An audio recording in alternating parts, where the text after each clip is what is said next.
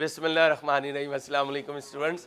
हम इंटरप्रिटेशन कर रहे थे बेटा, और कल मैं आपके साथ रेशोज़ की बात कर रहा था। कौन सी रेशो पे रुके थे कल हम? यूटिलिटी के हिसाब से यहाँ तक रुके थे। अब आ जाएं डेटर टर्नओवर रेशो। यहाँ डेज हैं, क्रेडिट सेल्स करके कितने दिनों में पैसे वसूल हो जाते हैं। डाटा कलेक्शन डेज क्या बताते हैं, कितने दिनों में पैसे वसूल हो जाते हैं। अब बताएं कौन सा बिजनेस अच्छा होगा, जो अपने पैसे लेट वसूल करे या जल्दी? जल्दी। तो कलेक्शन पीरियड क्या होना चाहिए? कम होना चाहिए। लेकिन आज कंपटीशन का भी जमाना है। ये ना हो कि आप कम करने की कोशिश करें और कस्टमर आपसे स्विच करके कहीं और चला जाए, क्योंकि स्विच ओवर कॉस्ट बहुत कम हो चुकी है। क्या कहा?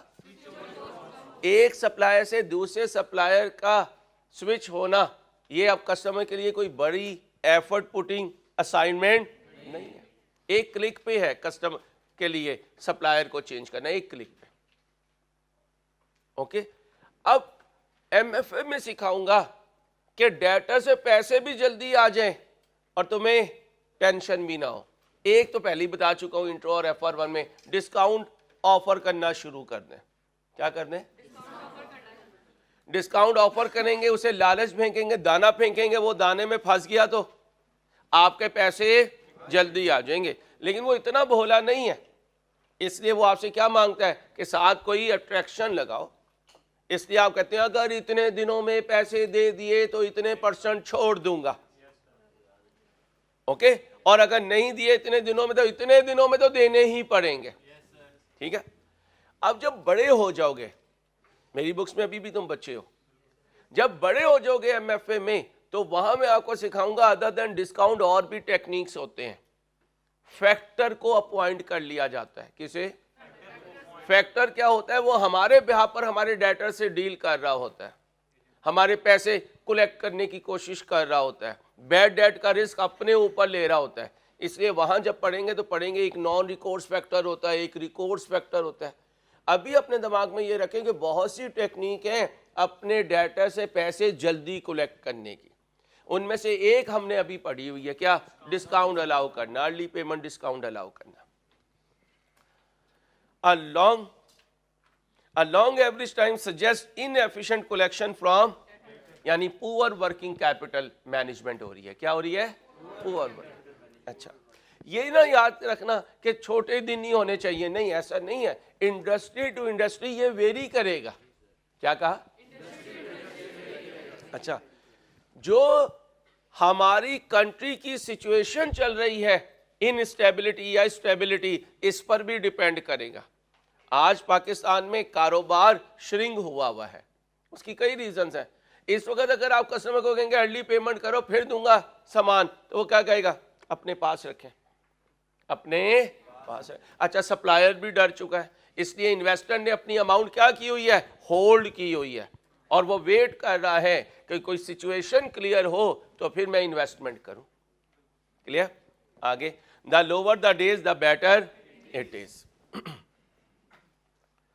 अब इधर ही एक हमने कहा था टर्नओवर रेशो। बच्चियों क्या करती हो बेटा? डेटा टर्नओवर रेशो, और आंसर आया था टाइम्स में। क्या आया था? टाइम्स। डेज जितने कम होंगे टाइम उतना, टाइम्स में आंसर उतना। इसका मतलब है अगर इस रेशो को देखूं तो डेज कम करना चाहता हूं, उस रेशो को देखूं तो टाइम्स बढ़ाना चाहता हूं, टाइम्स बढ़ाना चाहता हूं। तो दोनों को अपोजिट एनालाइज करना। अब आ जाए इधर, इन्वेंट्री टर्नओवर डेज क्या थे? कितने दिनों के लिए स्टॉक मेरे गोडाउन में पड़ा रहता है। अब बताओ, स्टॉक का गोडाउन में पड़े रहना ज्यादा दिनों के लिए गुड बैड? बैड है। हर कोई ये चाहेगा कि यार ये जल्दी प्रोसेस हो, इधर मैंने सप्लायर से लिया, उधर ये कस्टमर तक डिलीवर हो जाए। तो होल्डिंग पीरियड क्या करना चाहता हूं? कम करना चाहता हूं। जितना किसी ऑर्गेनाइजेशन का होल्डिंग पीरियड कम होगा उतना ये उसके लिए बेटर है। इसका मतलब वो बहुत क्विकली सेल्स में कन्वर्ट कर रहा है। अब तुम जैसी चीजें, नाराज नहीं होना, अगर अब्बा जी कहते हैं यार 2-4 साल के लिए तू कारोबार संभाल, तो मैं लिख के दे सकता हूँ कि ये जो सर्दी पड़ी है इस टाइम में तुमने जाके डिस्ट्रीब्यूशन में नहीं बैठना था, तुमने हवाले कर देना था सेल्समैन के, और माशाल्लाह वहाँ पर फिर अल्लाह ही हाफिज होता है। ये कारोबार अब्बा जी का बचा हुआ है क्योंकि सुबह उठ के वो खुद जाते हैं। अल्लाह करे हमें समझ आए, क्योंकि हर बंदा अपने काम में जब सुबह पहुंचेगा फिर ही उसे उस काम की बरकत मिलेंगी। मुझे टीचिंग की मिलेंगी, तुम्हें पढ़ने की मिलेगी। आप नोट करना, सुबह सवेरे जो बच्चे बैचेज रखते हैं वो पूरा दिन इस्तेमाल करते हैं अपनी स्टडीज़ का, और कोई जो मिड में नून में पढ़ने की कोशिश करते हैं ना वो इधर के रहते हैं ना वो इधर के रहते हैं। हाँ, सुबह उठा नहीं जाता ना, यही तो हिम्मत करनी है। सुबह उठना है, कामयाब लोगों के लिए सुबह उठना बहुत ज़रूरी है। जाके फेसबुक यूज़ करते हैं वहाँ पे पुट कीजिएगा कि यार सुबह उठने के क्या फ़ायदे हैं, वो आपको बताएंगे। जितने कामयाब लोग होंगे वो सुबह सवेरे अपना काम शुरू करते हैं, वो सुबह सवेरे अपना काम शुरू करते हैं। लेट ज़िंदगी को स्टार्ट करने वाले आगे नहीं बढ़ते, इसलिए कोशिश किया करें अर्ली मॉर्निंग अपने काम शुरू करें इंशाल्लाह। अच्छा, इन्वेंट्री टर्नओवर टाइम्स का मतलब क्या होगा? अगर मैं इसे कम करना चाहता हूं तो वो ज्यादा बढ़ेगा। जितना होल्डिंग पीरियड कम होगा उतना टर्नओवर रेशो टाइम्स में ज्यादा होगी। लेकिन एक बात याद रखिएगा, ट्रेडिंग बिजनेस का होल्डिंग पीरियड कम होता है, मैन्युफैक्चरिंग ऑर्गेनाइजेशन का होल्डिंग पीरियड, लिख लो, ट्रेडिंग ऑर्गेनाइजेशन का होल्डिंग पीरियड कम होता है। क्या कहा? बोलें। ट्रेडिंग ऑर्गेनाइजेशन का होल्डिंग पीरियड बोलें कम होता है। मैन्युफैक्चरिंग ऑर्गेनाइजेशन का होल्डिंग पीरियड ज्यादा होता है।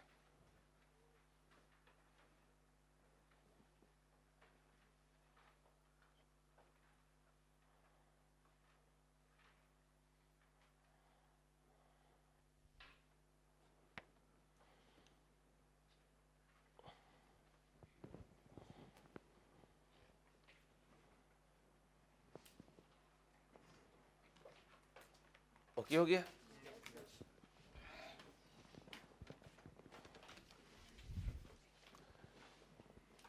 ये कुछ बच्चियां मुराकबे में आके बैठ जाती हैं सर्दी की वजह से। काइंडली थोड़ी सी हिम्मत करने बच्चियों, आपने लीडर बनना है, आपकी मेहरबानी। कैश ऑपरेटिंग साइकिल कल सिखा दिया था। अब बताएं मैं इसको श्रिंक करना चाहता हूं या एक्सपेंड करना चाहता हूं? श्रिंक करना चाहता हूं। क्यों? रॉ मटेरियल के पैसे देने से, हाथ तो निकालना, ये जवान है, ये लेंगे कश्मीर, उसके हाथ ही नहीं खुल रहे जैकेट में से।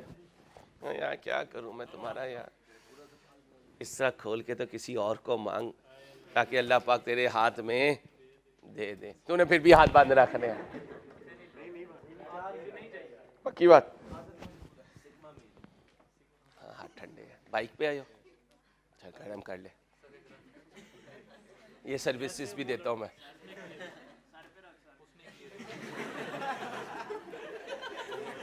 हो गए? चलो भाई, अब सुनो बेटा, क्या बात हो रही थी? हम वर्किंग कैपिटल साइकिल को कम करना चाहते हैं। रॉ मटेरियल के पैसे देने से लेकर कलेक्शन फ्रॉम डेटर का टेन्योर क्या होना चाहिए, इंटरवल क्या होना चाहिए? जितना ये कम होगा इसका मतलब उतने मेरे वर्किंग कैपिटल साइकिल पूरे हुए। बात समझिएगा, वर्किंग कैपिटल साइकिल है क्या? कितने दिनों में गए हुए पैसे प्रॉफिट के साथ वापस आएंगे। क्यों? क्रेडिटर को परचेज प्राइस देते हैं और डेटर से सेलिंग प्राइस लेते हैं, और सेलिंग प्राइस और परचेज प्राइस का डिफरेंस प्रॉफिट होता है। इसका मतलब जाएगी तो कॉस्ट, आएगी तो सेलिंग प्राइस। अब मुझे बताओ, ये आने वाली सेलिंग प्राइस मैं साल में कई दफा वापस लेना चाहता हूं या एक आधी दफा? कई दफा, क्योंकि हर दफा जब ये सेलिंग प्राइस आएगी साथ क्या लाएगी? तो हर बिजनेस क्या चाहता है कि मेरा वर्किंग कैपिटल साइकिल ज्यादा टाइम्स का हो या कम टाइम्स? डेज कम हो लेकिन टाइम्स ज्यादा होंगे। मसलन मैं कहूं 36 डेज में मेरे पैसे वापस आ जाते हैं, तो 365 को जरा 36 से डिवाइड कर दो, 10 बने तकरीबन। भाई 10 बने ना। अब मैं 10 दफा ये साइकिल रिपीट कर रहा हूं तो कितनी दफा प्रॉफिट कमा रहा हूं? 10 दफा। अबू बकर जो है ये साल में 2 दफा ये साइकिल कंप्लीट कर रहा है, इसको प्रॉफिट कितने टाइम्स आ रहा है? तो जितना वर्किंग कैपिटल साइकिल डेज में कम होगा उतने टाइम्स ये साइकिल ज्यादा कंप्लीट होगा। इसलिए तो कहते हैं इंट्रो में नॉर्मल साइकिल ऑफ ऑपरेशन, ये वो चीज है नॉर्मल साइकिल ऑफ ऑपरेशन। 12 महीने जिसे हम कहते थे कि 12 महीने, तो 12 महीने हर बिजनेस का नहीं होता।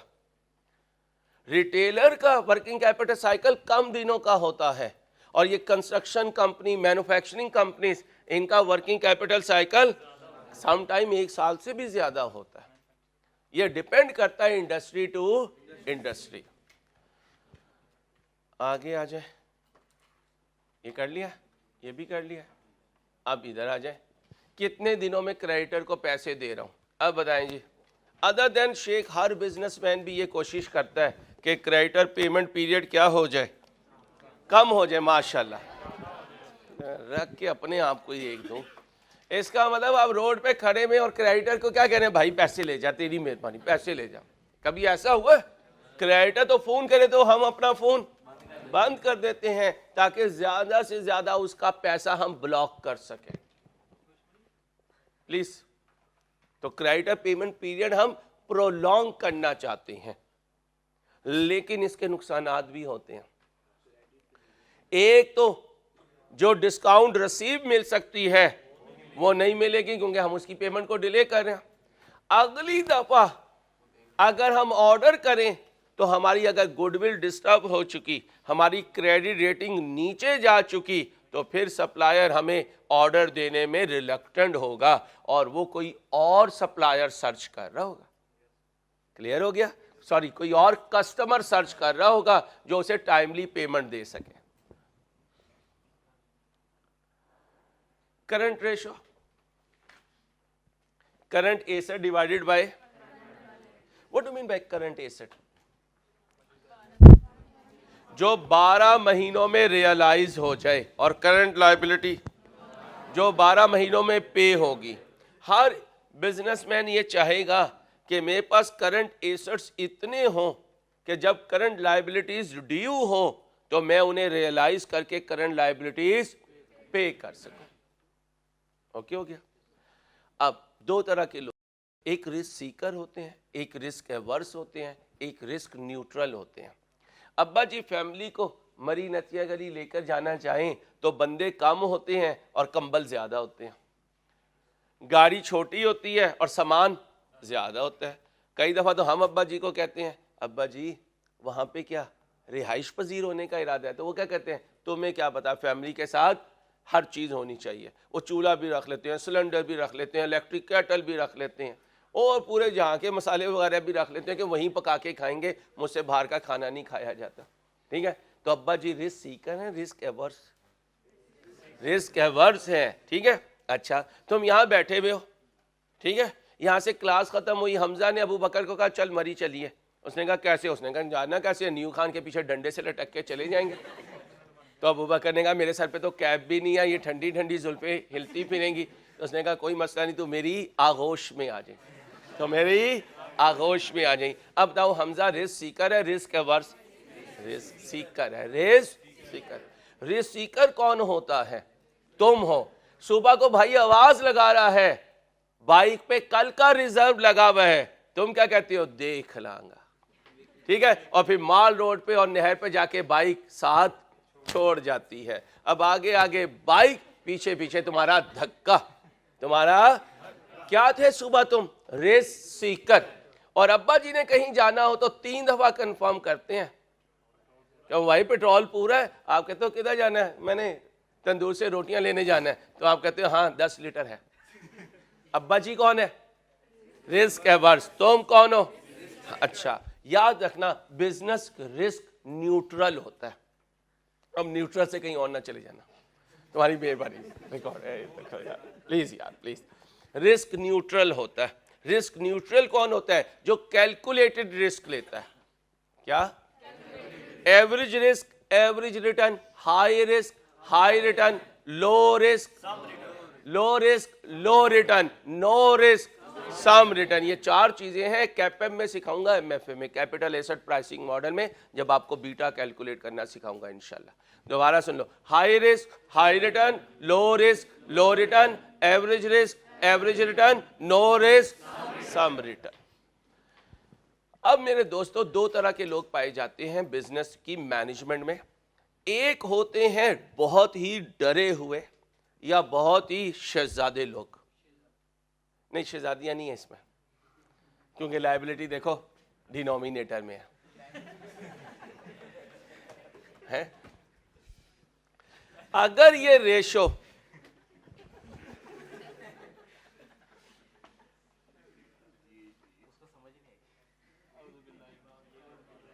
प्लीज लायानी नहीं करते, अल्लाह नाराज हो जाते हैं। हमारा यहाँ पढ़ना क़यामत के दिन अजाब का सबब नहीं बनेगा अगर हम अल्लाह को याद करके अपने काम काज कर रहे होंगे। हम मस्जिद में बैठे हुए और जहन हमारा ख़राब हुआ हुआ है तो फिर मस्जिद में रहना भी हमें नहीं बचा सकेगा। अल्लाह हमें ईमान की ताकत दे और हम सिर्फ वो मजाक करें जो हम अपने घर में कर सकते हैं। ठीक है, मेरी किसी बात से कोई और मीनिंग निकलता हो मुझे नहीं पता, लेकिन आपकी मुस्कुराहट दबी दबी बताती है कि आप जो है ना पुट्ठी बातें सोचना शुरू हो गए। तो ये एज बड़ी ख़तरनाक होती है। यहाँ बंदा मरा हुआ भी हो ना तो हम हंस रहे होते थे, और कई दफ़ा हमारे अब्बा जी जो है ना जब वो टॉप क्लास एक निकालते थे ना फिर हम चारों भाई बाज आते थे। तो ये एज ऐसी बड़ी ख़तरनाक होती है।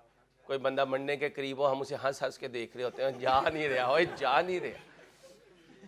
और हमारे फैमिली में एक शादी थी तो हमारी ताई जो थी वो तकरीबन 97 ईयर्स की हो चुकी थी, और वो मेरे ख्याल में 8-9 किलो की थी उस ज़माने में जब वो 97 की थी। तो हमारा एक कज़न, उसका नाम अर्शी है, तो वो कहने लगा यार शादी है, अगर ये शादी के दिनों में लगी गई तो बड़ा मसला ख़राब होगा, इन्हें डीप फ्रीज़र में रख लेते हैं, शादी के बाद निकाल लेंगे। वो बेचारी मौत के करीब में है, उसे उस वक्त भी मजाक सोच जाए कि डीप फ्रीज़र में रख दो, ये ना शादी ख़राब हो रही है। तो ये एज बड़ी ख़तरनाक होती है, इस एज पे कोई पहरा नहीं लग सकता। आप नोट नहीं करते इन बच्चियों को, कभी घर में कहो बहनों को कि इस बात सीरियस बात हो रही है, नहीं हंसना, तो जितना माँ कहेगी नहीं हंसना इतना ये याद हंसेंगे। तो ये एज बड़ी ख़तरनाक है। अल्लाह इस एज से ना बस तुम्हें जल्दी जल्दी गुजरवा दे। आओ भाई, करंट एसेट ओवर करंट। अगर ये रेशो 2 से ज्यादा हो गई, 2 से, तो बहुत ही कोई डरपोक इंसान है। कैसे? शेख नहीं है, बहुत दरिया दिल इंसान है। करंट एसेट में उसने डबल से भी ज्यादा पैसे ब्लॉक किए हुए, इसका मतलब ये बहुत रिस्क एवर्स पर्सन है, क्योंकि इसका रेशो 2 से ज्यादा होना ये इस बात की निशानी है कि लायबिलिटी अगर 1 है तो करंट एसेट 1 से डबल से भी ज्यादा है। इसको कहते हैं ओवर कैपिटलाइजेशन। क्या कहते हैं? लिखो, अगर करंट रेशो बहुत ज्यादा हो जाए, अगर करंट रेशो बहुत ज्यादा हो जाए तो इसको ओवर कैपिटलाइजेशन कहते हैं। और अगर बहुत कम हो जाए, मार रहे हो जाओ बोंगिया, मुझे पता था मारनी है बच्चियों ने बोंगिया, तो उसको ओवर ट्रेडिंग कहते हैं। इसलिए एमएफए में सारी बोंगियां घर छोड़ के आना, वहां कॉस्ट और एमएफए में बहुत टेक्निकल चीजें होती हैं, वहां ये नहीं होता वो अंडर कैपिटलाइजेशन तो वो ओवर कैपिटलाइजेशन। बोलो भाई क्या कहा? अगर बहुत ज्यादा हो जाए ओवर कैपिटलाइजेशन, बहुत कम हो जाए over trading. Over trading, over trading. मैसन, ये अपना हमजा, इसके पास 50,000 रुपए कहीं से आए हैं।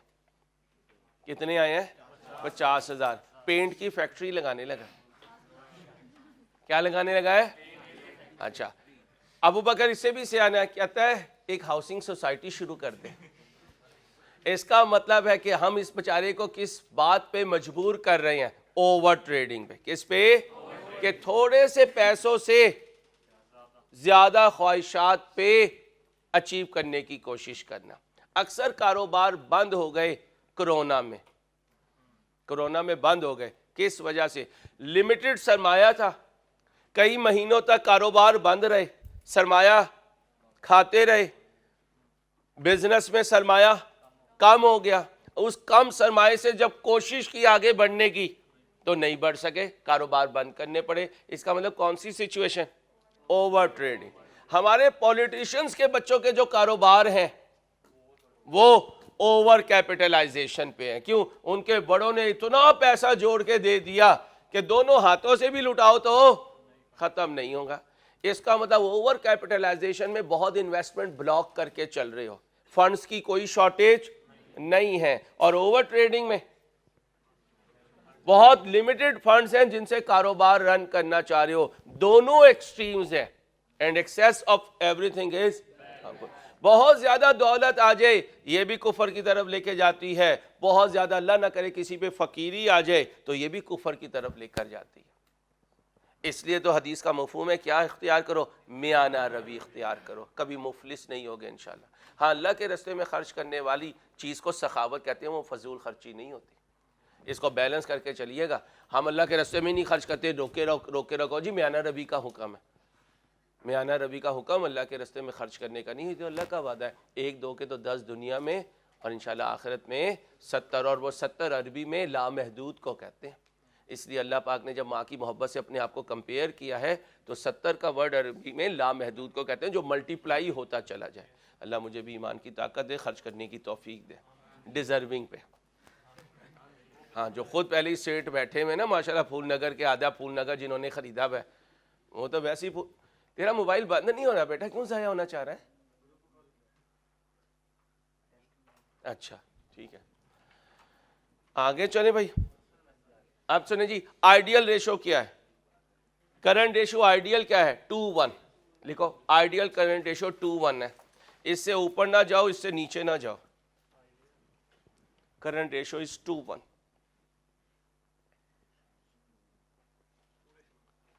2:1 कर दो बेटा। आप सुना भाई, करंट एसेट में ना जो स्टॉक होता है ना, वो इतना सीधा सच्चा भोला नहीं होता कि फौरन कैश में कन्वर्ट हो जाए। उसको कैश में कन्वर्ट करने के लिए पापड़ बेलने पड़ते हैं। जब तक उसे सेल में कन्वर्ट नहीं करेंगे वो हमारे हाथ आने वाली चीज़ नहीं है।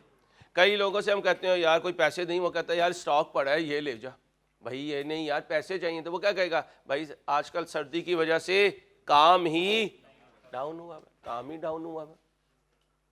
इसका मतलब स्टॉक जो है वो लिक्विड एसेट नहीं है। क्या? लिक्विड एसेट नहीं है। अब बच्चियों ने पानी की बोतल पकड़ ली हो, लिक्विड कैसा होता है? और भाई ये वाले पानी की बात नहीं कर रहा हूँ, लिक्विड का मतलब जो कैश में जल्दी से कन्वर्ट हो जाए। और इस लिक्विड एसेट का दूसरा नाम है क्विक एसेट। क्या? Quick asset. और वैसे भी क्विकनेस की बात तुम्हारे सामने करना क्विक होने को जलील करने वाली बात है? ऐसे तो उठते हो यार, अंसारी की क्लास किधर है भाई? ये तो तुम्हारी हालतें हैं। और वैसे ही तो मैं हीरो मिल गया तुम्हारा। कल खा लिया था नाश्ता? हाँ चलो, मैंने सारे कॉलेज को लगा दिया हीरो से नाश्ते करो, उसने मुझे जाया कर देना।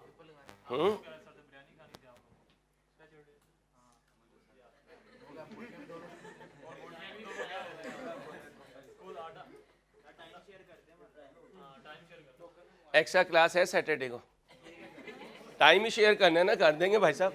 आगे आ जाओ।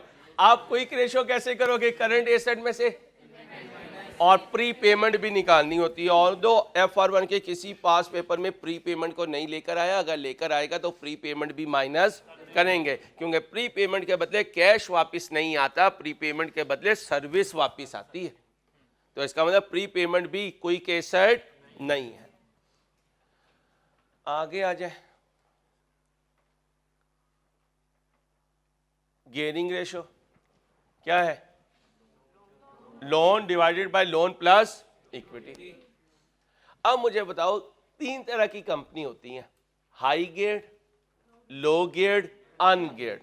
अनगियर्ड का मतलब कोई लोन नहीं लिया हुआ है। कौन सा loan? Long term loan. Low geared का मतलब थोड़ा लोन लिया हुआ है। हाई गियर्ड का मतलब, अब मशहूर जमाना एग्जाम्पल पाकिस्तानी गवर्नमेंट।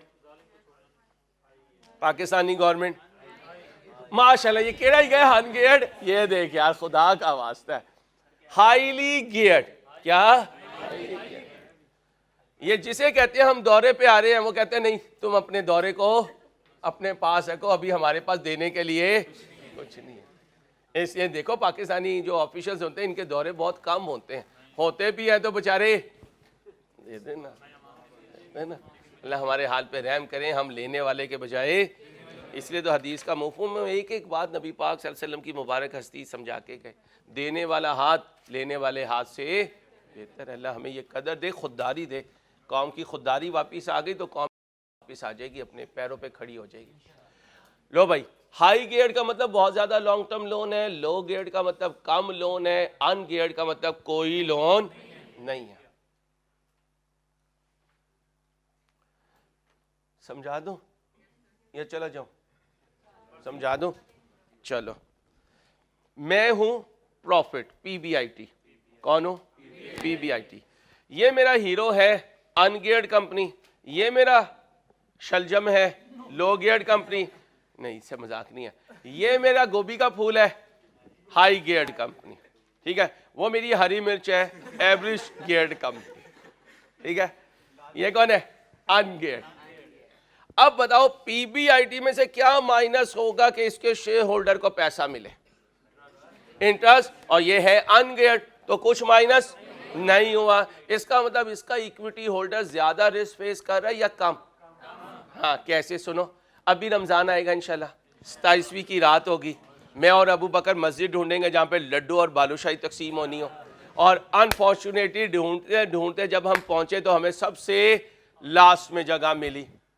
अब टोकरे खुल रहे हैं मिठाई के, तो मैं अबू बकर को अकाउंटिंग की दुनिया में क्या समझाऊंगा? अबू बकर, हमारा रिस्क बहुत ज्यादा है, हमारा रिस्क बहुत। वो कहेगा वो कैसे? मैं कहूँगा देगा आगे 500 बंदा है, जब तक टोकरा डब्बा हम तक पहुँचेगा ख़त्म हो जाएगा। ओके हो गया? इसका मतलब हम कहाँ हैं? हाई रिस्क पे। अब बताओ, इसके शेयर होल्डर को जब क्यू में खड़ा करेंगे, आजा भाई प्रॉफिट तकसीम हो रहा है, तो वो अपने आगे देखेगा तो कोई भी नहीं होगा, क्योंकि इसने कोई लोन लिया भी नहीं। अब PBIT स्टेट में किसे तकसीम हो रहा होगा? इक्विटी होल्डर को। ये लो गियर्ड है, इसके शेयर होल्डर के आगे थोड़े से डेट होल्डर खड़े होंगे जिन्हें पहले इंटरेस्ट दिया जाएगा फिर डिविडेंड दिया जाएगा। इसका मतलब इसके इक्विटी होल्डर ने मॉडरेट रिस्क फेस किया या लो रिस्क फेस किया? ये नहीं है भाई, हाई गियर्ड। ये गरीब के बाल के जो शेयर होल्डर है उससे आगे अन्य व डेट होल्डर खड़े हुए हैं, तो इसका इक्विटी होल्डर जो लास्ट में खड़ा है वो क्या कहेगा? ओ यार गलती हो गई, इस कंपनी में इन्वेस्ट कर दिया, ये तो बहुत हाई रिस्क कंपनी है, ये तो बहुत हाई रिस्क कंपनी है। अब तुम्हारे जहन में आ रहा होगा, अंसारी तू तो झूठ बोल रहा है, तूने कहा था हाई रिस्क हाई रिटर्न, अब तू कह रहा है वो पीछे पछता रहे हैं। इसका भी जवाब दूंगा, जरा ठंडी करके खाएं। अब याद रखना, जिंदगी में दो तरह के रिस्क होते हैं जो इक्विटी होल्डर फेस करता है जब वो कारोबारी ऑर्गेनाइजेशन में पैसा लगाता है। एक वो बिजनेस रिस्क फेस करता है, एक वो फाइनेंशियल रिस्क फेस करता है। क्या कहा? समझ लेना MFA की चीज है, लेकिन यहां बताऊंगा तो भाई जुल्फे घर जाके सही कर ली था, समझ ले यार। क्या समझ रहा है तू? बार बार यूं यूं किए जा रहा है यार, पता नहीं कहां लेटने की कोशिश कर रहा है तू। चल यार, मैं जल रहा हूँ तो ठीक है, लेकिन अभी समझ ले मेरी जान। अब ध्यान से सुनो, ये कौन है? अनगियर्ड। या तो दरमियान में से हट जाना यार, इधर आ यार। नहीं यार, मजाक मैं देख के करता हूँ, बंदा सीरियस है, मजाक मुझे पता है किसके साथ करना है। अनगियर्ड, लो गियर्ड, हाई गियर्ड। हाँ जी, अनगियर्ड, लो गियर्ड, हाई गियर्ड। ये तीनों जो हैं ये इलेक्ट्रॉनिक्स की इंडस्ट्री के 3 कंपेटिटर हैं। बात कर समझना। अब सर्दियों में AC वगैरह कम बिकेंगे, तो तीनों एक तरह का बिजनेस रिस्क फेस कर रहे हैं। गर्मियों में AC ज्यादा बिकेंगे, तीनों एक तरह की इंजॉयमेंट फेस कर रहे हैं। ये कौन सा रिस्क है? Business risk. कौन सा रिस्क? अब इस कंपनी के शेयर होल्डर ने जब इस कंपनी में इन्वेस्ट किया तो इसमें डेट नहीं है, वो कौन सा रिस्क फेस नहीं कर रहा? Financial risk. इस कंपनी में डेट है लेकिन, तो ये इससे ज्यादा फाइनेंशियल रिस्क फेस कर रहा है। मशहूर जमाना हाई गियर्ड कंपनी, सबसे ज्यादा फाइनेंशियल रिस्क। अब इसके इन्वेस्टर को कब कहूंगा भाई तू अपना रिस्क टोटल कर, तो वो कहेगा business risk plus financial risk. जब इसे कहूंगा business risk plus financial risk, business risk plus financial risk, अब बताओ इसमें फाइनेंशियल रिस्क बिजनेस रिस्क वही है जो बाकी दो में है, तो इसका टोटल रिस्क सिर्फ बिजनेस रिस्क, बिजनेस रिस्क थोड़ा सा फाइनेंशियल रिस्क, बिजनेस रिस्क बहुत सा फाइनेंशियल रिस्क। तो बताओ किस कंपनी के शेयर होल्डर ने सबसे ज्यादा रिस्क फेस किया? उसके बाद ठीक, अनगियर्ड, लो गियर्ड। अब गौर से सुनना,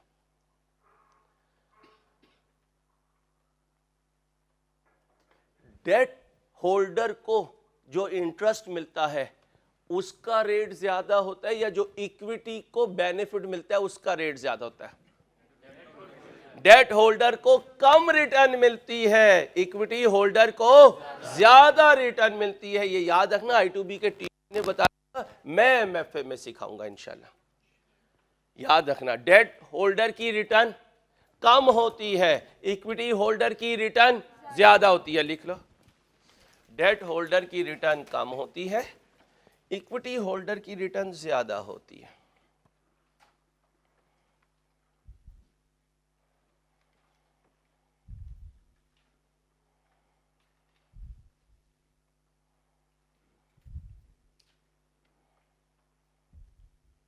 क्या कहा? और इक्विटी होल्डर की रिटर्न ज्यादा होती है।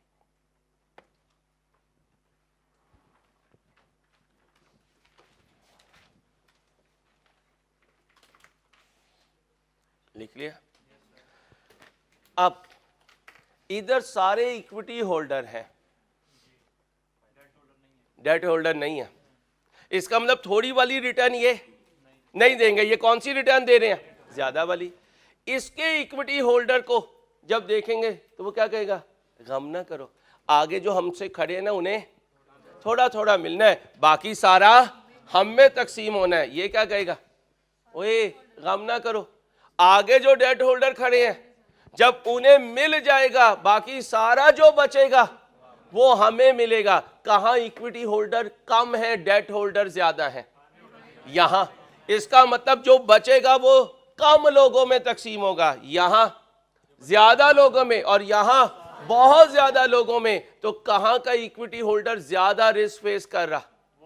ये वाला। तो इसे रिटर्न भी सबसे ज्यादा, क्योंकि आगे जो लोग खड़े हैं उनकी रिटर्न कम है और पीछे जो लोग खड़े हैं उन्हें ज्यादा मिलना है। आगे तकसीम कम होगा, पीछे के लिए ज्यादा बचेगा। ये सिखाया जाता है जब हम ऑपरेटिंग रिस्क सिखाते हैं। क्या सिखाते हैं? तो लिख लो, ये जितनी बातें सर ने की हैं इसकी सारी कैलकुलेशन सिखाएंगे। कहाँ? MFA में। अभी हम 4 बातें याद रखेंगे: high risk, low risk, average risk, no risk, some return. अब अगली बात लिखें, जो हाई गियर्ड कंपनी होती है, जो हाई गियर्ड कंपनी होती है, कैलकुलेशन नहीं करवा सकता इसलिए रूल लिखवा रहा हूं बस। जो हाई गियर्ड कंपनी होती है उसमें हाईएस्ट रिस्क होता है, इसलिए हाईएस्ट रिटर्न मिलती है।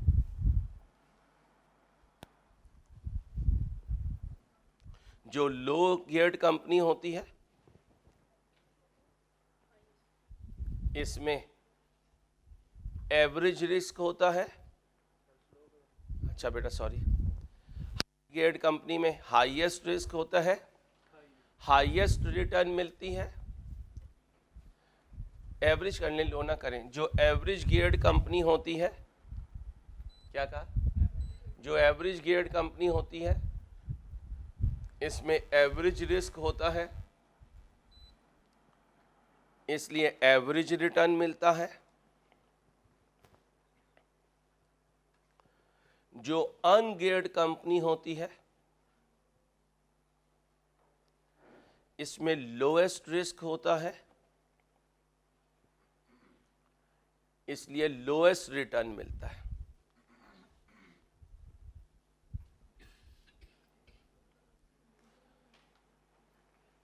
ये बात FR1 की नहीं है, फिर बता रहा हूं, लेकिन मैंने आपको एनालिसिस लिखना सिखाना है इसलिए मैं रूल्स बता रहा हूं। ब्रैकेट में लिख लें, सारी कैलकुलेशन करवाएंगे हमें। कहां? MFA में इंशाल्लाह जिंदगी रही तो। मुझे पहले ही अंदाजा है पूरी बात आपके समझ में नहीं आई है, लेकिन रूल्स याद रख लेंगे तो हमारा पूरा F11 और F2 इंशाल्लाह गुजर जाएगा। हमें इसकी कैलकुलेशन MFA में ज़रूरत पड़ेगी। अब ज़रा ध्यान से सुनना, कौन लोगों के सामने मांगने की बहुत ज़्यादा कैपेसिटी रखता है? अनगियर्ड। और कौन लोगों के सामने गया तो रैप्टे पड़ेंगे? High geared. तो लिखो, अनगियर्ड कंपनी की लोन मांगने की कैपेसिटी बहुत ज़्यादा है। अनगियर्ड कंपनी की, बोलो, लोन मांगने की कैपेसिटी बहुत ज़्यादा है। और हाई गियर्ड कंपनी की लोन मांगने की कैपेसिटी, बोलो, बहुत कम है भाई, बहुत कम है। आप नोट करो, जो लोग हर वक्त लोगों से मांगते रहते हैं, अल्लाह दुश्मन को भी बचाए हाथ फैलाने से, उनकी आहिस्ता आहिस्ता मांगने की कैपेसिटी क्या हो जाती है? कम हो जाती है। और जो शख्स लोगों से ना मांगे, ना मांगे, खुदा ना खासा अल्लाह ना करे कभी उसे ज़रूरत पेश आए, तो लोगों को पता होता है कि ये हैबिचुअल नहीं है, वाकई कोई जेन्युइन रीज़न होगी जो ज़िंदगी में इसने किसी से सवाल किया। तो अनगियर्ड के पास फ्यूचर में मांगने की ज़्यादा कैपेसिटी है, हाई गियर्ड के पास फ्यूचर में मांगने की, इसलिए हमारी पाकिस्तानी गवर्नमेंट के पास लोगों के पास जाकर मांगने की कैपेसिटी बहुत कम हो चुकी है। काश हम अनगियर्ड कंट्री होते तो आज दुनिया में अगर हमें ज़रूरत होती तो हर कोई हमारे साथ खड़ा हो जाता। 1962 में पाकिस्तान ने जापान को 12 करोड़ का लोन दिया था। 1962 में पाकिस्तान ने जापान को 12 करोड़ का लोन दिया था। उस वक़्त के चीफ जस्टिस ने जब अपनी टेन्योर पूरा हुआ तो सरकारी पेन जो उनके पास था उसकी इंक भी सरकारी खजाने में वापस जमा करवाई थी कि इस पे मेरा हक नहीं है। जब ऐसे मामलात थे तो फिर हम वैसे थे, अब जैसे हमारे मामलात हैं हम वैसे ही हैं। अल्लाह करे कि हम अपनी कौम के साथ, अपने मुल्क के साथ ऐसे हो जाएं कि पहले इस्लाम हो, फिर मुल्क हो, फिर हम हो। अभी उल्टा हिसाब है, पहले हम हैं, फिर हम हैं, फिर हम ही हैं। उल्टा भी होता तो गुजारा हो जाता, उल्टा भी नहीं है भाई, हम और हम। मैं अपनी ज़ात को निशाना बना के कह रहा हूँ, किसी को तो मैंने क्या कहना। अल्लाह करे हम अपने मुल्क और अपने दीन के लिए सोचना शुरू हो जाए। सवाल ना पूछिए, मैं बहुत ज़्यादा आ जाऊँगा, फिर वापस आना जो है ना वो मेरे लिए तो आसान होगा, आपके लिए वो नहीं। वो सिर्फ आपने याद रखना, जब क्वेश्चन आएगा ना तो मैं वहाँ ये इंटरप्रेट करूँगा आपके साथ, ठीक है भाई। माजरत, एक तरीका ये है, ये कहता है पूरे कैपिटल में लोन कितना है, और ये कहता है इक्विटी के मुकाबले में लोन कितना है। बात को समझें। इसने चिकन ब्रेड मंगवाई और उसके 8 पीस किए और 3 अबू बकर को दे दिए। अब अबू बकर क्या कहेगा? 8 में से मुझे 3 मिले, 8 में से मुझे 8 में से 3 लोन है। हमजा को कितने मिले चिकन ब्रेड के पीस? 5। यहां क्या कह रहा है? 5 के मुकाबले में मैं 3 हूं। 5 हमजा को और 3 अबू बकर को। यहां क्या है? 8 में से 3 अबू बकर के हैं और यहां 5 के मुकाबले में 3 जो है वो अबू बकर के पास हैं। तो दोनों रिलेटिव मय्यन है। एक जगह मैं टोटल से कंपेयर कर रहा हूं अपने आप को, एक जगह मैं अपोनेंट से अपने आप को कंपेयर कर रहा हूं, क्योंकि कैपिटल में 2 अपोनेंट्स होते हैं, एक इक्विटी और दूसरा लोन। कंट्रीब्यूटर समझ लें, पार्टिसिपेंट समझ लें, कंपेनियन समझ लें, जैसे कहना है। यहां टोटल के मुकाबले में 3 है, 8 के मुकाबले में 3 है, यहां 5 के मुकाबले में 3 है। हाई गियर्ड कंपनी को लेवरेज्ड कंपनी भी कहते हैं। क्या कहते हैं? Leveraged company. तो जितनी गेनिंग यानी लोन ज्यादा होगा उतनी वो कंपनी लेवरेज्ड होगी, और जितनी लेवरेज्ड होगी उतना फ्यूचर में लोन लेने की कैपेसिटी कम होगी। अब याद रखना, ऐसी कंपनी तो नजर आएंगी जिसमें लोन 0 हो, ऐसी कंपनी नहीं नजर आएगी जिसमें इक्विटी 0। इस उम्र में हम क्या कहते हैं? जहन मेरा हो, पैसा किसी और का हो। फिर देखो मैं कैसे कारोबार करके दिखाता हूँ। इसलिए जिस अपने दोस्त के सामने आइडिया रखते हो वो कहता है तू क्या लाएगा, मैं जैन लाऊंगा, वो कहता है मैं स्लीपर लाऊंगा। मैं क्या लाऊंगा? इसलिए आपको ऐसा कारोबार नजर नहीं आएगा जिसमें आप 0% इक्विटी के साथ सारे लोन से काम चला लें। ऑल्दो ऐसे नौसरबाज मौजूद हैं जो अपना कुछ नहीं लगाते और फिर भी कमाते हैं। लेकिन पहले दिन का था अकाउंटिंग पढ़ते हुए हम ऐसे पूरी दुनिया में पहले अपना पैसा लगाया जाता है फिर लोगों से मांगा जाता है। पाकिस्तानी वाहिद कौम है जो लोगों से मांग के कारोबार रन करना चाहती है। अल्लाह हमारे हाल पे इस पे भी रहम करे भाई।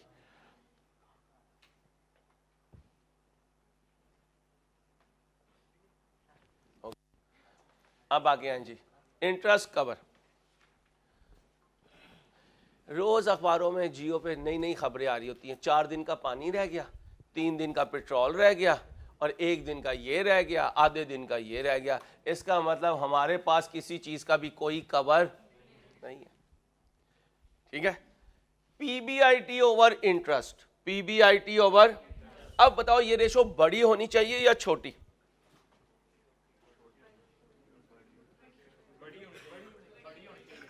बड़ी होनी चाहिए। ये जितनी बड़ी होगी इसका मतलब तुम्हारा प्रॉफिट वो आसमानों पे है और इंटरेस्ट इतना सा है।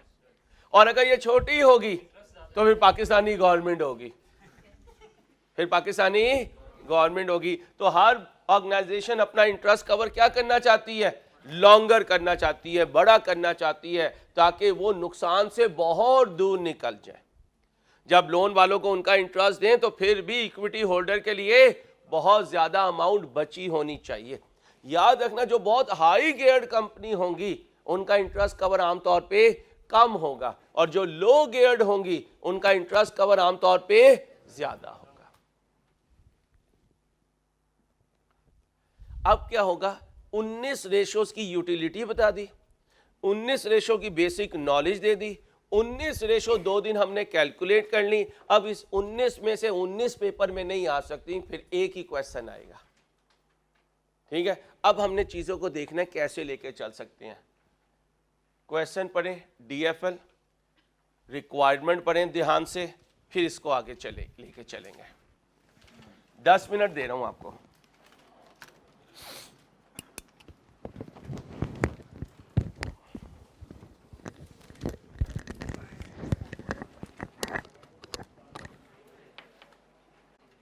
आओ भाई, ए पार्ट में क्या कह रहा है?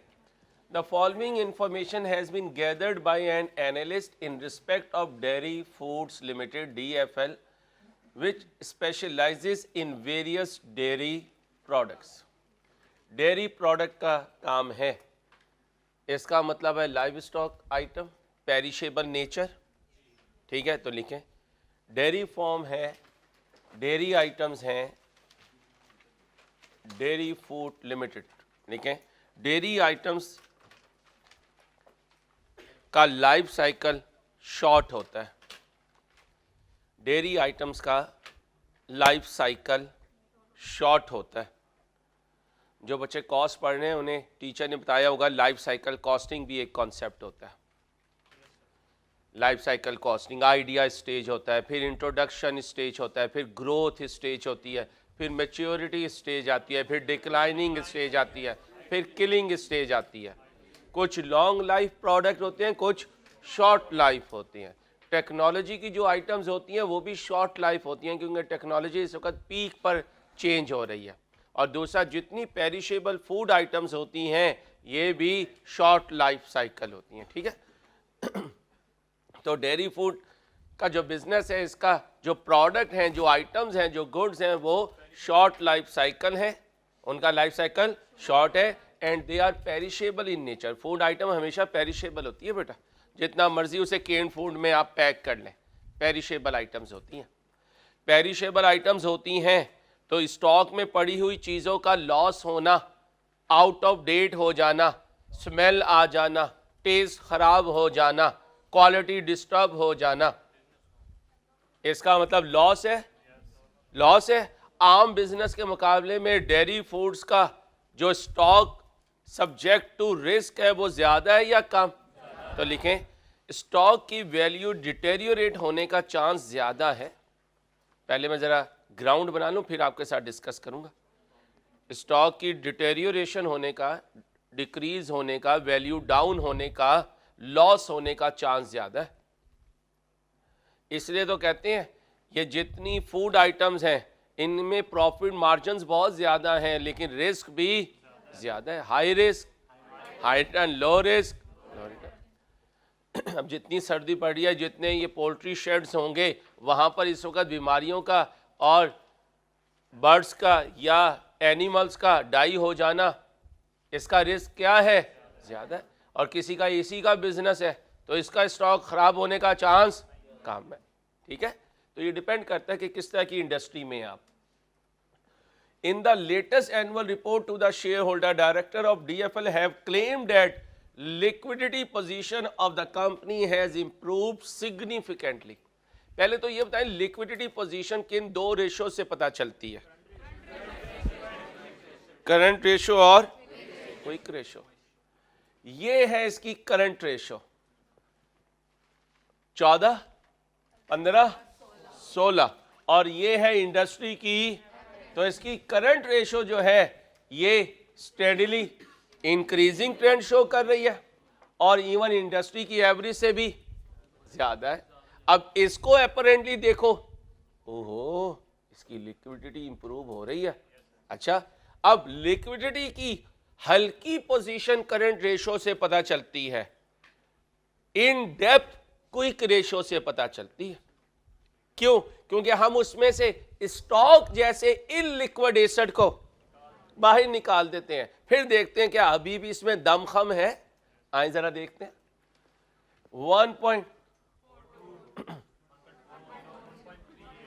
इसका मतलब क्विक रेशो डिक्लाइनिंग ट्रेंड पे है, तो कह सकता हूं करंट रेशो का अप होना स्टॉक को बिल्डअप करने से हो रहा है।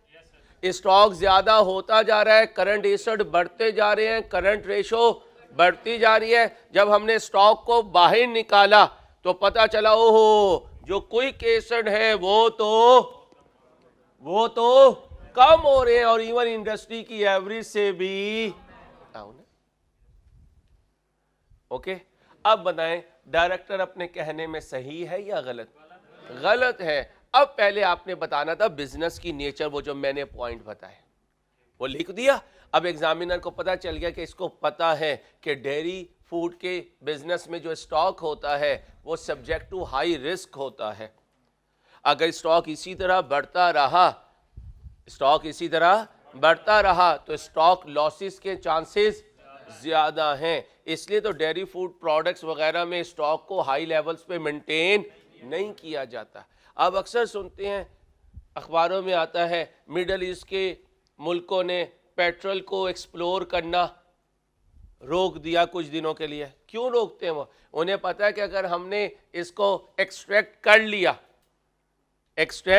करने की भी कॉस्ट होती है, तेल को निकालने की भी कॉस्ट होती है, और इंटरनेशनल मार्केट में फी बैरल जो है वो रेट कम हुआ तो फिर इन्हें नुकसान होता है। इसलिए कुछ दिनों के लिए ये ऑयल को एक्सट्रैक्ट करना रोक देते हैं, क्योंकि ये भी क्या है? पेरिशेबल आइटम है। कैसे? एवापरेट हो जाता है। साइंस पढ़ी हुई है आपने। पेट्रोल को आप ओपन एयर में रखें, हीट उस पर पड़े तो वो क्या हो जाता है? एवापरेट हो जाता है और उसकी क्वांटिटी कम हो जाती है। इसी तरह फूड आइटम्स होती हैं। इसलिए हम उस फूड आइटम के पास, उस रेस्टोरेंट के पास जाना चाहते हैं जो पिछले दिनों की चीज़ों को फ्राई करके ना दे रहा। फौरन पूछते हैं भाई ताज़ा है? इसकी रीज़न क्या है? क्योंकि ये सब्जेक्ट टू हाई रिस्क है।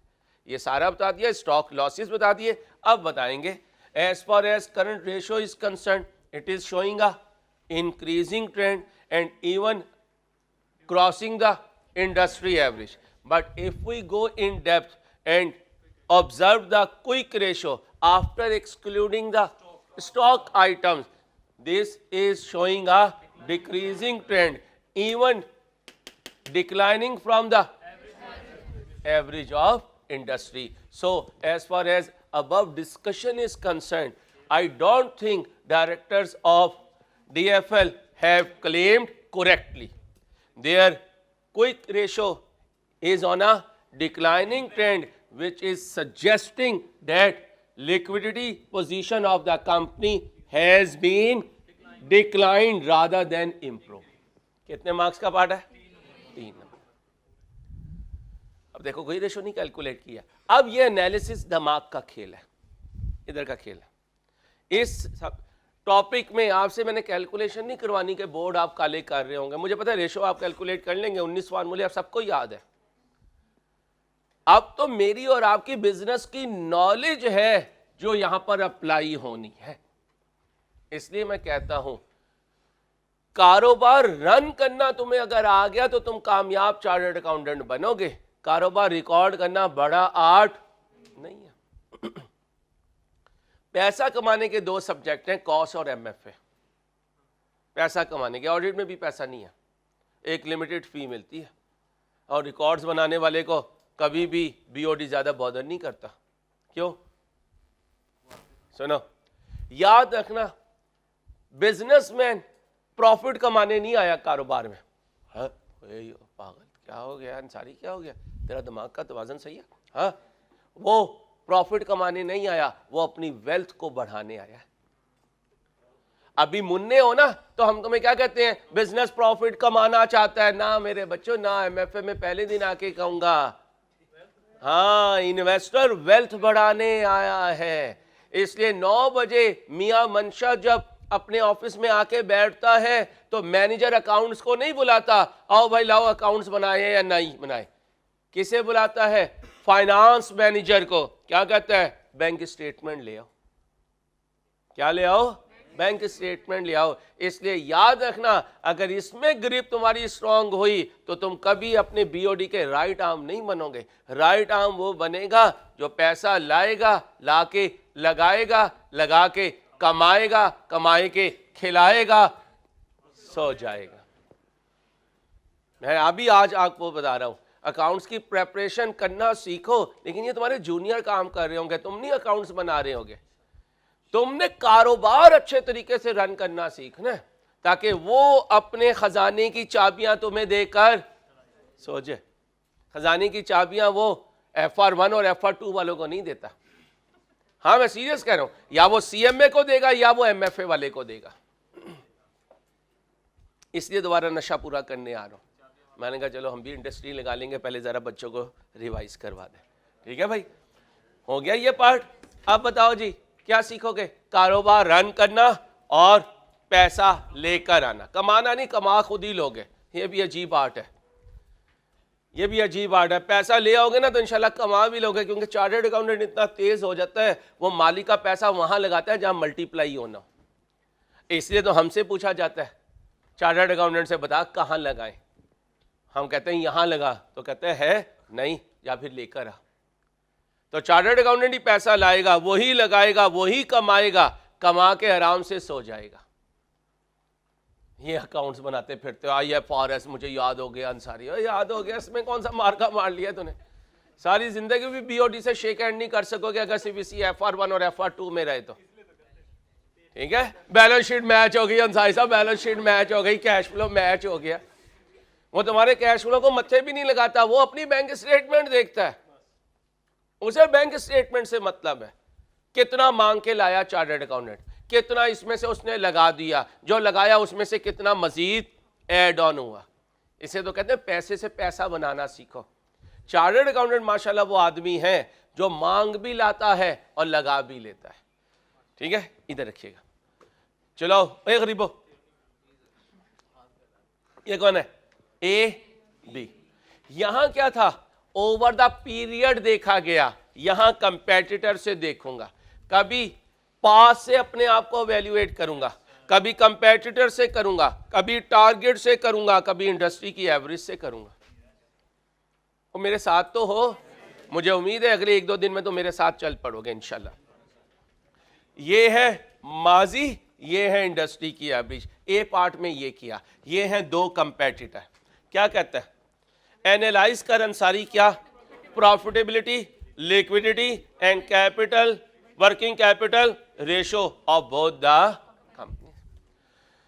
अबू बकर की फुप्पो घर आए और उस तरफ इसका कोई मतलब ना हो, और अम्मा कहीं कुछ लिया, फुप्पो आई हैं, तो पता क्या करेगा, वो चाय में डुबो के खाने वाले बिस्किट ले आएगा और क्या कहेगा, फुप्पो की उम्र यही है, ठीक है।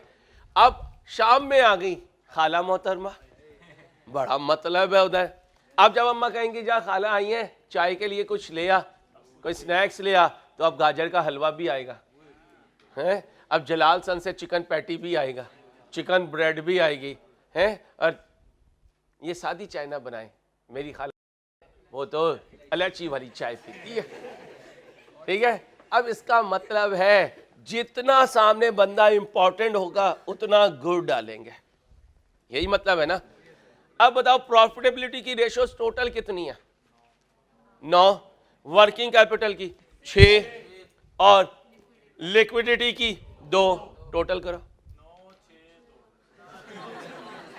लेवल है बेटा इसका, इसके जुल्फों का लेवल ऐसे ही है, 9, 6, 2 कितनी। अब मार्क्स कितने हैं, 12, ठीक है। 17 और 2 हैं, 17 दूना 34। अब अगर 34 रेशो ये गरीब का बाल कैलकुलेट करे तो भाई 12 मार्क्स में सिर्फ कैलकुलेशन नहीं है, एनालाइज करना भी है। 34 रेशो कैलकुलेट करूं, फिर इनकी आपस में कंपैरिजन करूं, तो 12 मार्क्स में इतना तो मैं नहीं कर सकता, इतना करूंगा तो क्या होगा, टाइम चला जाएगा, मार्क्स नहीं आएंगे। क्योंकि पेपर वाले दिन मेरी करेंसी का नाम टाइम, और खरीदने क्या जा रहा हूं, मार्क्स। कमोडिटी मार्क्स है और करेंसी टाइम है। अब बताओ कहां टाइम दूं, जहां से कमोडिटी मिले, मार्क्स मिले। अब अगर मैं ये 34 कैलकुलेशन करूंगा तो फिर मैं इसका मतलब है कि अपनी करेंसी डंप कर रहा हूं। आजकल नाराज ना होना, यंग जनरेशन, सीए वाली की बात करूं, बाकी तो मेरे बच्चे नई स्टूडेंट्स हैं, तुम अपनी टाइम को डंप कर रहे हो इस भला में, इस मुसीबत में। इसलिए जो टाइम इसको दे रहे हो वो तुम्हें पे ऑफ नहीं करेगा, वो पे ऑफ नहीं करेगा। अब तुम देखो कि तुम्हारे पास करेंसी है टाइम, तुमने खरीदनी है सीए की क्वालिफिकेशन, तुम उसे टाइम देने के बजाय इसे टाइम दे रहे हो, तो इसका मतलब तुम अपनी करेंसी को जाया कर रहे हो। ये ऐसे ये नोट को फाड़ के फेंकना, बाहर जाओ और कोई 5-5 हजार के नोट फाड़ के फेंक रहा हो तो तुम क्या कहोगे, पागल, ऐसे पागल खाने लेके जाओ। अब मुझे बताओ तुम्हें कहाँ लेके जाओ, पागल खाने लेके जाओ ना। क्यों, तुम्हारी करेंसी टाइम है। सुन लो, सीरियस हूँ, बर्बाद हो रहे हो अपने आप को। इससे ज़्यादा ज़रूरी ये है कि इस मोबाइल को 2 महीने के लिए बंद कर दो, इससे तुम्हारी सांस नहीं चलती। थोड़े दिन सांस लेने में तकलीफ होगी, उसके बाद नॉर्मलाइज हो जाएगा। लेक्चर लेना तो 1 घंटा खोल सकते हैं, आपका ईमान जानता है कि लेक्चर के लिए खोला हुआ, किसके लिए खोला हुआ। अल्लाह तुम्हें अकल दे। अब बोलो जी प्रॉफिटेबिलिटी की, ओ भाई प्रॉफिटेबिलिटी की अच्छी अच्छी जो चीज़ें हैं ना वो कैलकुलेट कर लूँगा। जो ज़रा माठी है मसन, ए हमजा फूल लगा, वो किधर गुम है, क्या है यार, ये जहाज़ है यार। इसने अपना फंक्शन किया और 100 डिशेस रख दी। अब आपको पता है लाहौरियों के लिए, बट्टों के लिए 100 की 100 इंपॉर्टेंट नहीं है। हाँ, मटन ढूंढेगा, फिश ढूंढेगा, कोई गाजर का हलवा ढूंढेगा, कोई खोया शोया के पेड़े ढूंढेगा, बाकी जो चीज़ें होंगी उन्हें क्या कहेगा, खाई जाओ। ये बच्चियां तो सैलड पे ही पड़ जाती हैं। हाँ, क्यों, इन्होंने स्टेटस लगाना होता है, उसमें अगर बोटी नज़र आ गई तो फिर शर्मिंदगी होगी। अजीब हमारे माशरे के रूल हैं यार। तो इसके लिए बच्चियों क्या किया करो, मास्क पहन लिया करो शादी पे, उसके बाद मटन पूरा खा के मास्क उतारा, उसके बाद सैलड लेके स्टेटस लगा दिया। ये वो तरीका है जिससे 2 in 1 चल सकता है, ठीक है। आओ गौर से सुनो। अब मुझे बताओ प्रॉफिटेबिलिटी में admin to sales ratio calculate कर दूं, बहुत इंपॉर्टेंट है। डिस्ट्रीब्यूशन टू सेल्स नहीं, cost of sales to sales, GP, ये एक टीम की है। एक जीपी ले लो, एक जीपी ले लो, एक नेट प्रॉफिट ले लो, ठीक है, एक रिटर्न ऑन कैपिटल एम्प्लॉयड ले लो। ये 3 ले लो, इससे तुम्हारा काम चल जाएगा। नहीं क्यों, क्योंकि अगर रेशोज को बहुत बढ़ा दिया ना तो फिर बाद में कंक्लूड करना मुश्किल होगा। फिर होगा क्या, रेशो कैलकुलेट करके फारिग होकर टाइम खत्म हो जाएगा और वो तुमसे एनालाइज मांग रहा है। इसका मतलब रेशो कैलकुलेट करवाना उसकी मजबूरी है। वो ये देखना चाहता है कि तुम्हें इंटरप्रिटेशन आती भी है या नहीं। वो तो नहीं जो मैट्रिक का था, I have many, this is my best. हैं अजीब पागलों वाले यार ऐसे बनाए हुए, बंदा पागल हो जाए यार, इन्होंने क्या किया है। बस इसमें जो नाम चेंज हो वो चेंज कर दे रहे, ये ऐसे बन जाएगा। ला हौला वला कुव्वत मेरे दोस्तों। इसलिए प्लीज प्लीज प्लीज प्लीज यार, प्रॉफिटेबिलिटी अगर मेरे से पूछो, अगर मैं एग्जामिनर हूं तो मैं इन 12 में से 4 नंबर कैलकुलेशन को दूंगा, 8 नंबर इंटरप्रिटेशन को दूंगा। 4 नंबर सिर्फ कैलकुलेशन को दूंगा। क्यों? क्योंकि मुझे ये नहीं देखना कि रेशो का फार्मूला तुम्हें याद है या नहीं है, मुझे ये देखना कि तुम्हारा दिमाग ऑन है या नहीं है। तो लिख लो 12 में तकसीम होगी 4 8 की, 4 8 की। चलो जल्दी से मुझे कैलकुलेट कर दो return on capital employed, GP ratio और नेट प्रॉफिट। 8 में से कितनी सिलेक्ट की मैंने? 3, 5 छोड़ दी। अब इधर आओ इधर आओ इधर आओ। वर्किंग कैपिटल की कितनी थी?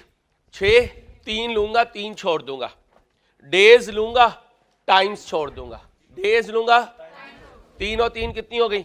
6, और लिक्विडिटी की दोनों करूंगा, करंट भी करूंगा, कोई भी। कितनी हो गई? 8। तो फिर 17 से हमने रिड्यूस करके आधे पे ले आए हैं। अब 8 भी 2 की करनी है तो 16 कैलकुलेशन करनी है हमने। जल्दी से करें, फिर मैं इंटरप्रिटेशन शुरू करूंगा। जल्दी करें, जल्दी, टाइम कम है बेटा।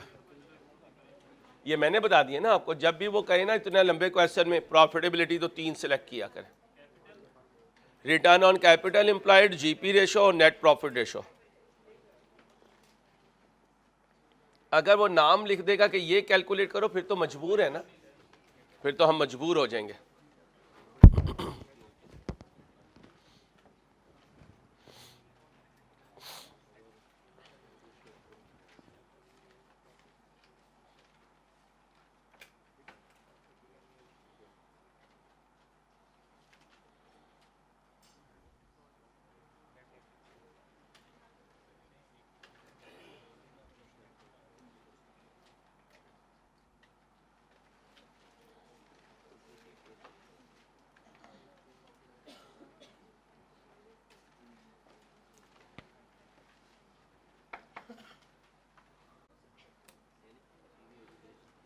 मैं कंफ्यूज हो जाता हूं बेटा।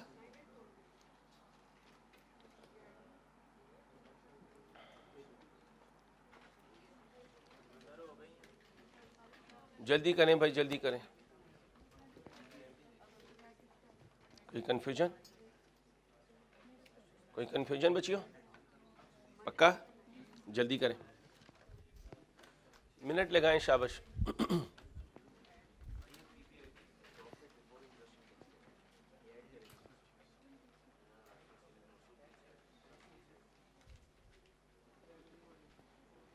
जल्दी करें, जल्दी, शाबाश, टाइम कम है।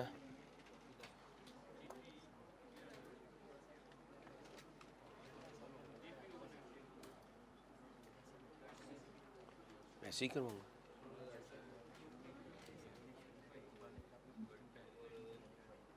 वैसे ही करवाऊंगा। अभी जरा तैयार कर रहा हूँ।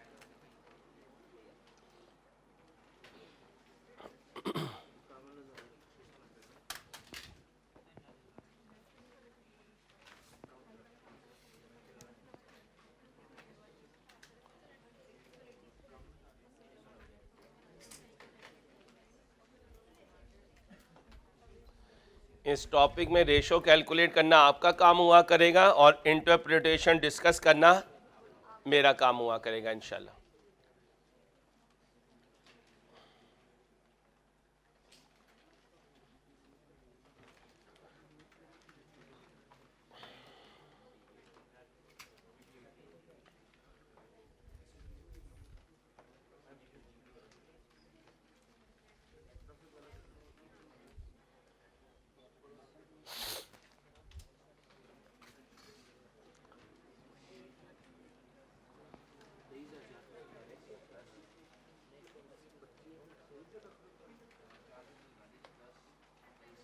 ध्यान से करें, ध्यान से, शाबाश। ओके बच्चों, कल इंशाल्लाह आऊँगा और ये रेशोज़ भी कैलकुलेट करूँगा अल्लाह ने चाह, और इसके कमेंट्स भी लिखेंगे। अपना ख्याल रखिएगा, अल्लाह हाफ़िज़।